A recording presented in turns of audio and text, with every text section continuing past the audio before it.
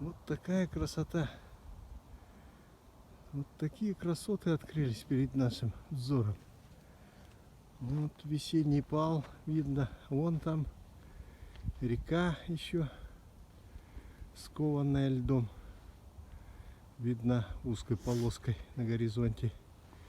А это мы Сирина Ви, спецкор CNN. Идем покорять вершины сопки Хангаласского улуса, друзья. Хангаласского улуса. Вперед к победе. Все живут. Все оживает у нас. Даже жуки. Но вообще погода прекрасная. Комаров нету. А у нас восхождение, это наше первое восхождение. Какие красоты, а? Какие сопки. Эх, почему я не художник? Я бы сюда пришел с холстом и кистью. Рисовал бы здесь. Благо красок не так много надо с собой. А небо какое голубое. Вот это красота неописуемая. Вот такой вид открывается с сопки. Мы поднялись на сопку. Еще нам дальше идти, да? Сейчас идем там, где памятник соколу, Махсоголу. Да, мы же там проехали. А вот там река.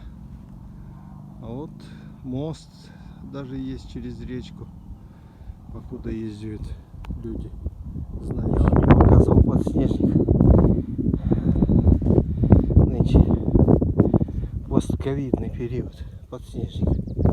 Мы, выжившие после такой пандемии, радуемся жизни. Вот, птицы. Вон Ирина ушла уже вверх, туда дальше. Нам нужно догонять ее.